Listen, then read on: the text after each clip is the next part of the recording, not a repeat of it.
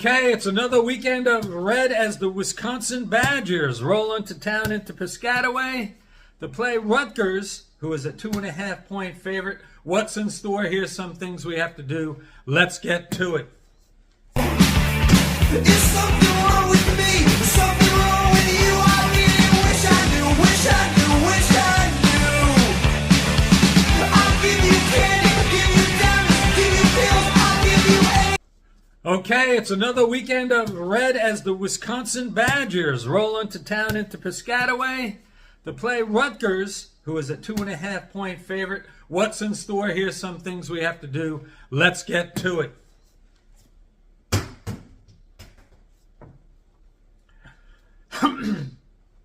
Okay, so after a tough loss on the road against Nebraska, a 14-7 loss, it was a tale of two halves.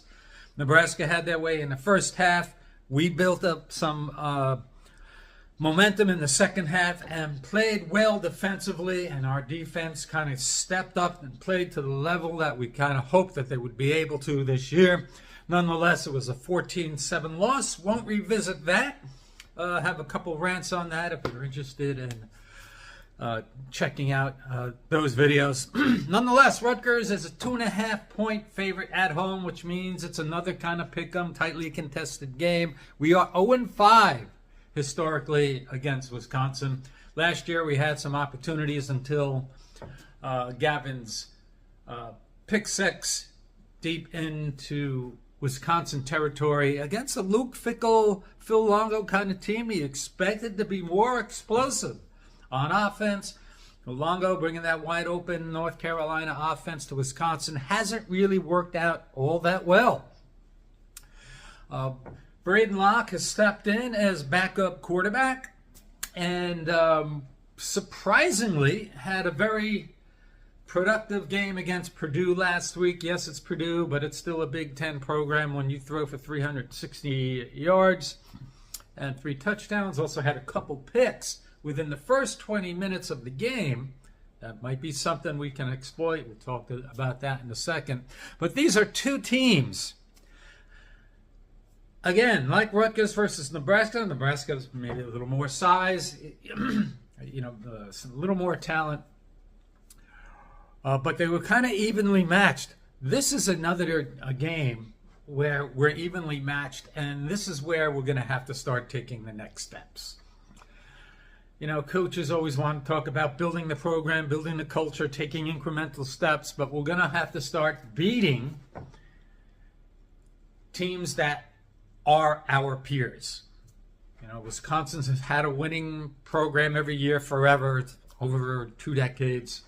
I always felt this would be a good model. Okay, if we don't want to run a modern style offense, running the ball downhill with New Jersey guys, playing defense and throwing the ball downfield, I can live with that. Winning program consistently.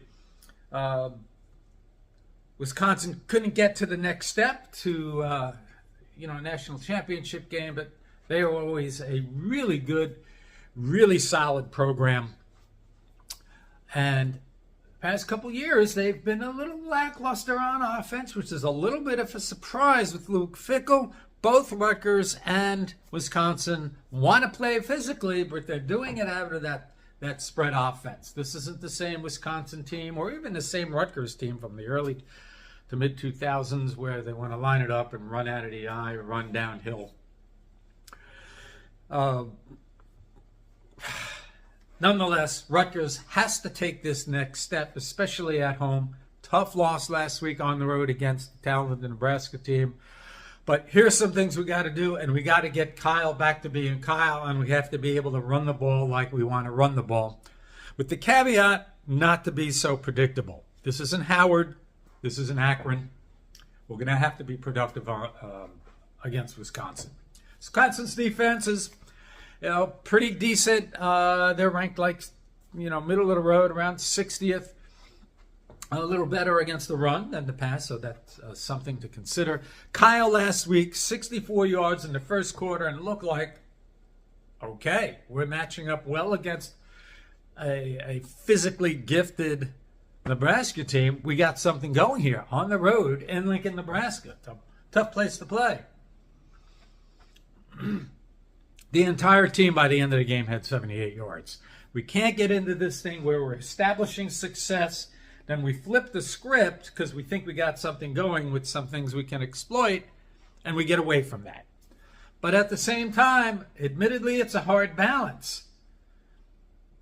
Wisconsin's still a physical team. There's still a solid defense. You're not going to be able to run the ball with those RPO, long time to develop plays up the middle against Wisconsin. And I know we're going to have some plays like that on 3rd and 2 where we don't get the first down, handing it to Kyle up the middle.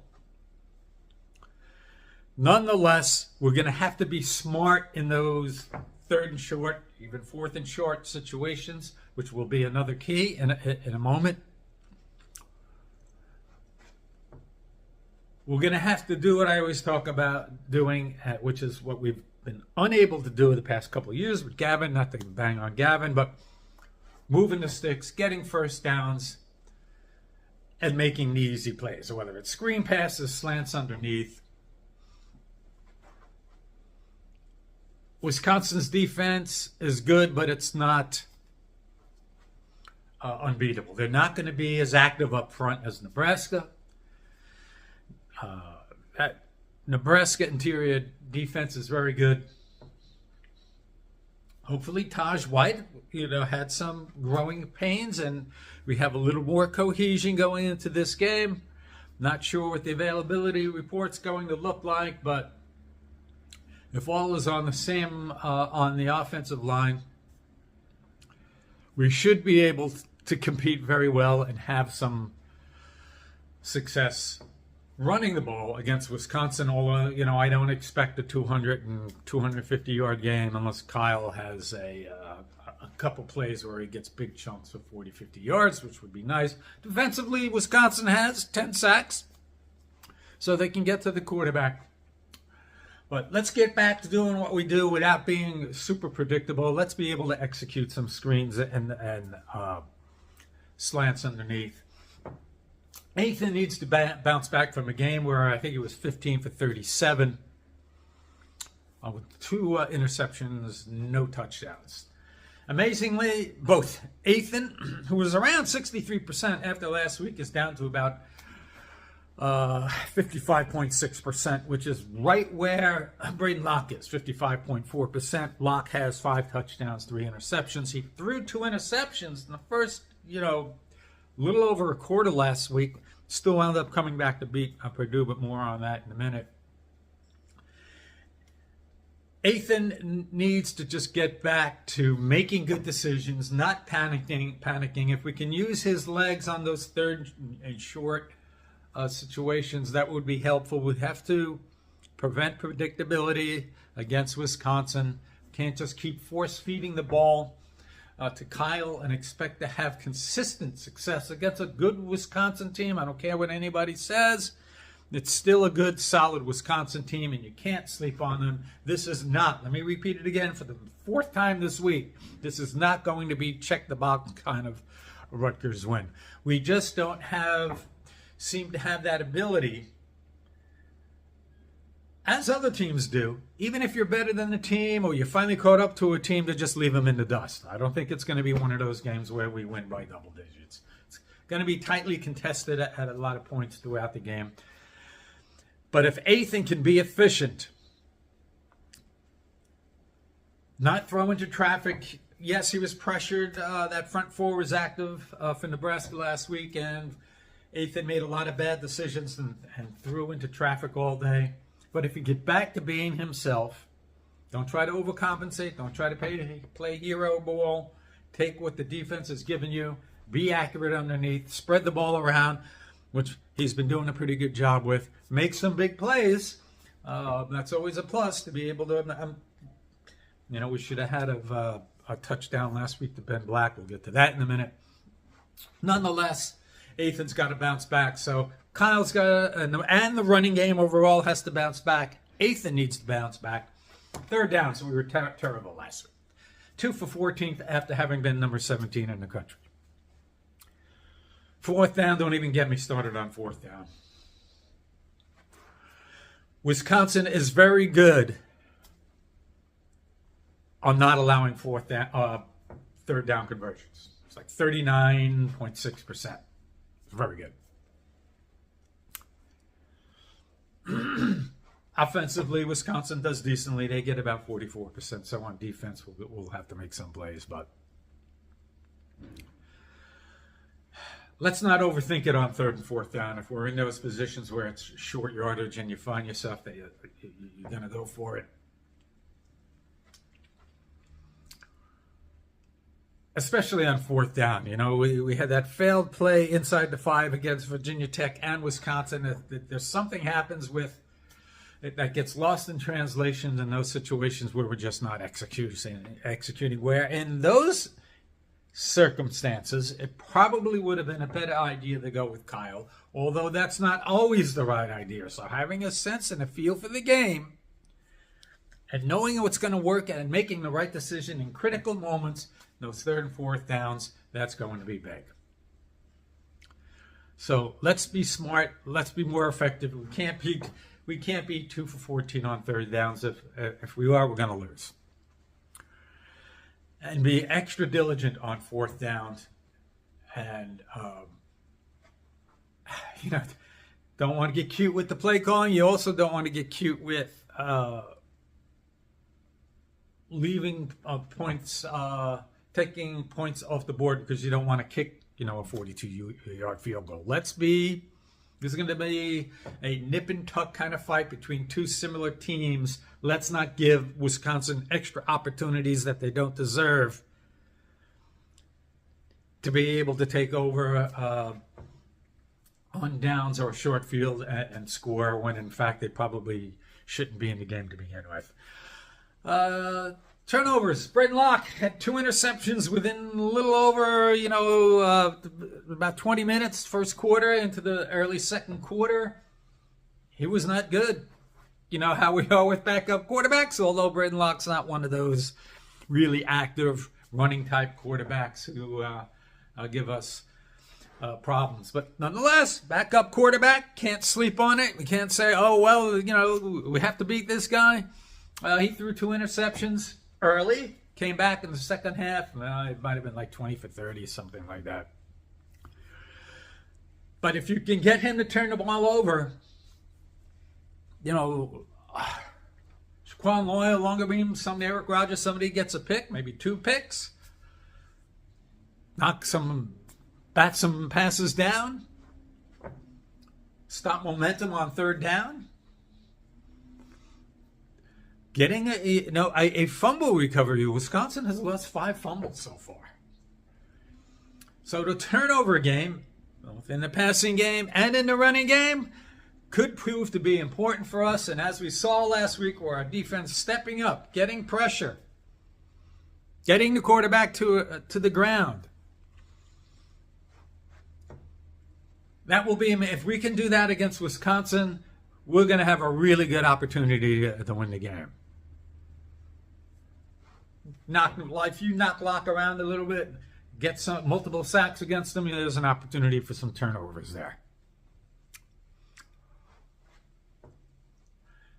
So I think whereas last week the defensive front had to get better, let's hope the secondary can get some turnovers this week and step up and perform pretty well. So we had running game and Kyle, getting back to Kyle, 8th and bouncing back, having success on third down, turnovers. And one of the last things, red zone. We were in Nebraska territory 9 times last week, 4 shots from the 2-yard line. Yes, that Kyle touchdown, that wasn't a touchdown, actually. It was a touchdown. We should have challenged it. Nonetheless, Wisconsin's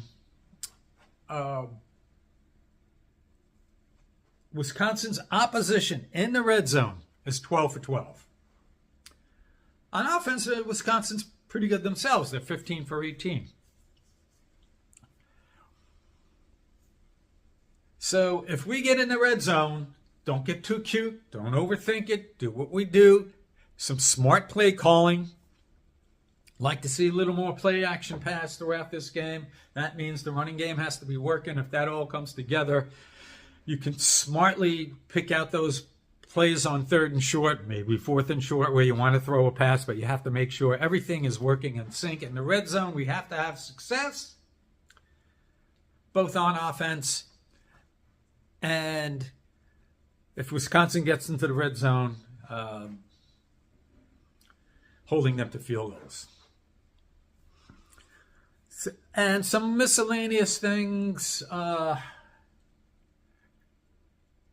we have to think about and we have to execute, and things we have to do. It's going to be my third week in a row. Maybe second week in a row. Second week. Catch the damn ball. Love that Ben Black is in the game. We need that speedster, change of pace, give the defense something to think about. Not a lot of film on him, but big play guy, potentially can break it at any time. Had a big drop. We had some big drops, against Washington. Catch the damn ball. I don't know that that's something you can kind of practice, catching off the gun, for 200 reps or whatever it might be. In game situations, when it happens, things don't always work out the way you want, especially when there's a wide open field in front of you. Catch the ball, because this might be another one of those games where one score makes all the difference in the world. So let's get back to the running game. Let Kyle get back to being Kyle. Would love to see 150 yards out of him. Ethan needs to bounce back, have a more efficient, turnover-free kind of game. 3rd downs, we have to be more successful than 2 for 14, because Wisconsin is very good on preventing opposition from getting first downs on 3rd down. Let's get some turnovers. Wisconsin's lost 5 fumbles. Braden Locke had a couple interceptions early against Purdue. If we get some interceptions early, that's going to be a really good barometer, because there's no way that Locke is going to go 20 for 30 in the second half and put up 356 yards against us. Have success in the red zone. We were in Nebraska territory 9 times last week. Came away with 1 touchdown. Wisconsin tends to give it up in the red zone, so let's be successful there. Some miscellaneous stuff. Catch the ball. And this is a really important, another kind of intangible. This is a really important game for us. Last week was the first, well, actually Washington probably would have been the first really important game. And the next game is always the most important game. But we want to be 5-1, playing UCLA, being 6-1, because down the stretch, last year, the past couple of years, it's been rough for us. Now, a lot of that was injuries, and we didn't have the depth to be able to make up for losing our starting guys. When you're playing hard and you're in the game, and then you lose some guys, and then the dam breaks, and then down the stretch, all of that catches up to you as the season wears on. This is an important game for us to go 5-1. You never want to chalk anything into the win column, especially in a conference like the Big Ten. But if we get to 6-1, that's going to make the back half of the year. We're going to have a big game against Illinois. This is going to be, who would have thought this was going to be a big one? There was one writer who thought it would be at the beginning of the year. It's still kind of a surprise to me. We're going to have that bugaboo that we have against Maryland traditionally. So we're going to need to play well against our peers in the first half of the season and get over that hump and beat the name brand programs who have had success in the past, like Nebraska, like Wisconsin. Let's get to it. Let's finish this off. Let's get a big win at home at noon against the Wisconsin Badgers after a 23-14 loss last year. I would love to see things flip this year, 23-14 kind of win. I want to see a tough defensive battle. We're efficient on offense, make plays. beat that spread of 2.5 points. 2.5, you get 3 points for being at home. If Wisconsin's a slight favorite, I don't like that very much.